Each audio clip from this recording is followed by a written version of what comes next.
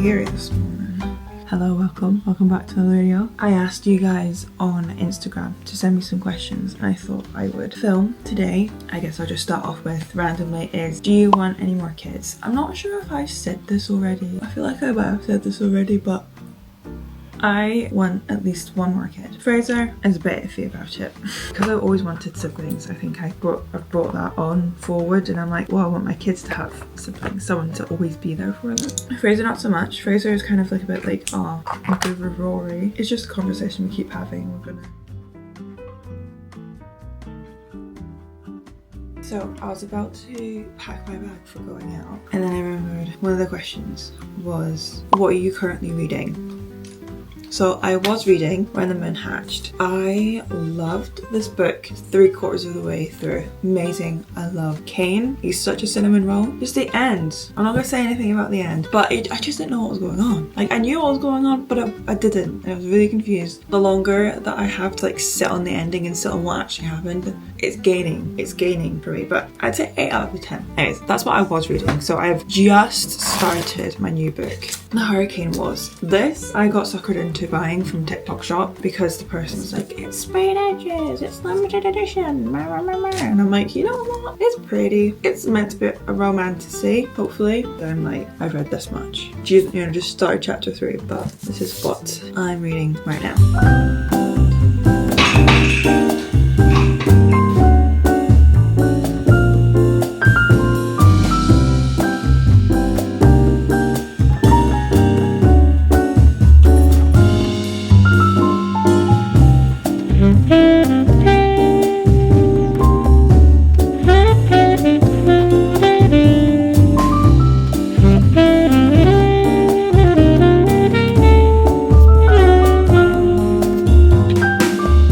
Here, but before I go in, I thought I would answer another question because let's just be real. Let's be honest with ourselves. I'm not answering a single question whilst inside, so this one's actually from my boyfriend. He was cute and asked me a question. What was my favourite baby stage? See, I don't even know if I can class Rory as a baby anymore. He's technically a toddler, so I would say now if he was a baby, because he's still a baby. So I'm gonna say now. You know, every single day he's like upgrading and you update or something, like just something. Every single day there's something else going on. I taught him how to go like yeah, and he drops down to the floor like he's squatting, but he's like dancing. He's starting to like get into actually sitting on your lap and reading books with you. So I'd say right now you're getting so much back from him that it makes it so much fun and so enjoyable. Like last night he was still really hyper at 8 o'clock and I'm like, you know what, that's so fine because you're fun.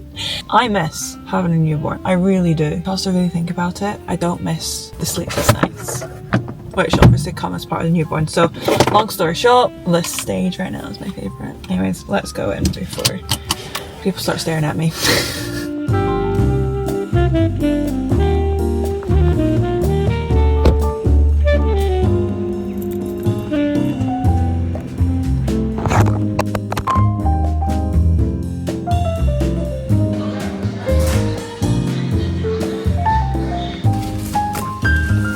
In the car park, we're just waiting for my friend because we're going to go around these gardens that we have never been to, so we were going to see what they're like. I'm just waiting for her, so I thought whilst I was waiting, just her now actually. So we're now. I'll see you later.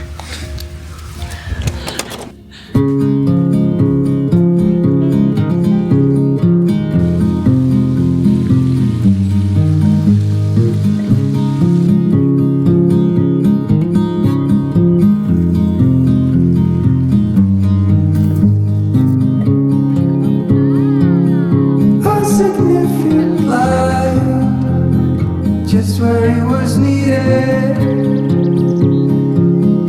claimed him black as night, cloistered in injustice, dead in the eye of time.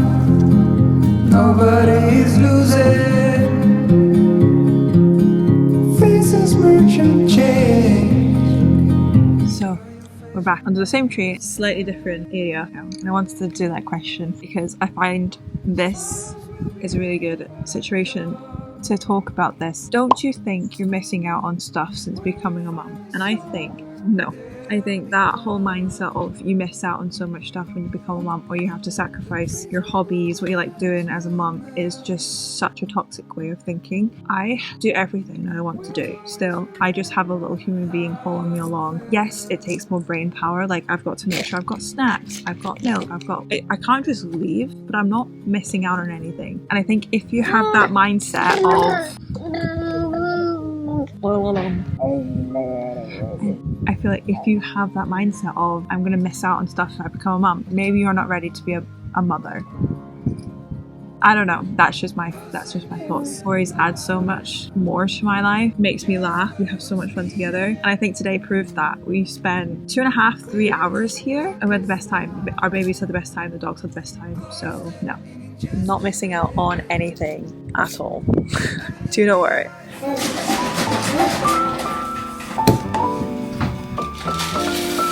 So it is the next day and we're going to continue these questions. I'm going to assume this means, how do you struggle being a mum without losing yourself? I feel like I'm struggling. The big one that I'm still learning on and practicing is communication. You know, communicating my needs with Fraser, like... Yeah. Yeah. He's like, who are you talking to? I need a few hours every week to go out, turn off my mum brain and just read a book, edit a video, plan videos, sit and do nothing, just sit in a coffee shop and watch people. Before I was doing that, I was struggling because my mind was constantly on and I burnt out. And I've also said to Fraser, I can't have it, but I don't know where I'm going. I'm the type of person that has a plan and I like to stick to the plan. If something happens to that plan, I freak out. So I've said to him, like, we need to just figure out the best day that you're able to book off consistently. And we figured that out. You can't expect the people in your life to know what you want. You need to tell them that. If you're struggling, give yourself grace because it's not easy and it's not meant to be easy. Parenthood's not easy. Give yourself grace. Know that good days will come and also know that bad days will also come. Like, we're having a great time with Rory right now. I am just waiting a regression in some form, like his eating, his sleep, something's gonna happen and I'm not ready for it, but I'm ready for it. So there was a few sleep questions that I noticed. Did you follow wake windows or your baby's cues? And what was your sleep experience like? Is it as bad as you see sometimes on the internet? Answering the first question, it was kind of a mix of both. I feel like the wake windows are quite accurate when it comes to babies for the most part. At least that's what I experienced with Rory. I kept the wake windows in mind, being like, okay, it's getting kind of time to him to go back for a nap or to try to fall asleep or something. But there were times I would follow the wake windows. Okay, it's time for a nap. Go up, and would struggle to get him down because he just wasn't tired enough. Do want to learn your baby's cues. Like for Rory, you can really see when he's getting tired because his eyes will start to kind of glaze over. His eyelids will actually go a little bit red when he's tired. If you can learn your baby's cues, it's probably the best because obviously that is when they're actually tired. And just because a wake window tells you that they're meant to be tired doesn't mean they're gonna be tired. So yeah, you want to learn both. What was the question? What was my sleep experience? Yeah, what was your sleep experience like? Is it as bad as like? It can be pretty bad. I'm not gonna sugarcoat it. I remember, I think when he was newborn, there was like a few weeks where he was sleeping okay, but then it did turn a lot, and then it turned into not going back down really quickly, and that continued on for months. People would say, oh, just wait till he starts eating, that'll make him full and he won't want to wake up again.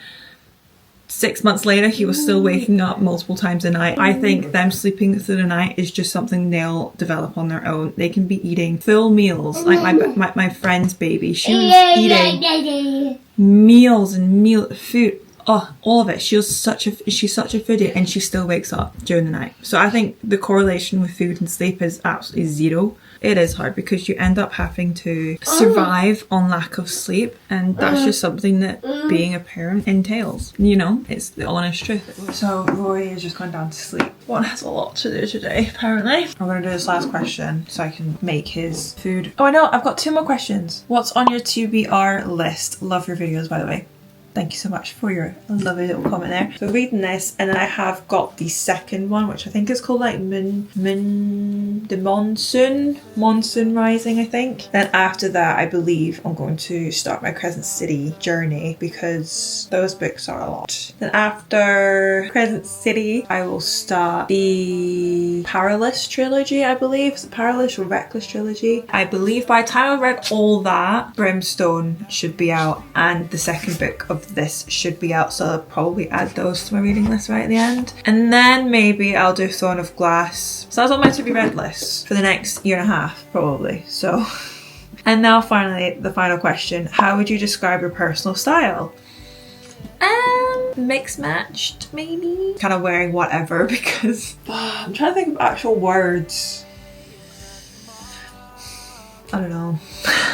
Sorry, that's a really rubbish answer for the last question, but I really don't know. Maybe wanna be classy, but don't have the money to be classy. Anyways, so that is the video. Hope you guys enjoyed this Q&A, but I shall see you guys in my next video. Bye. To see the horizon in the far.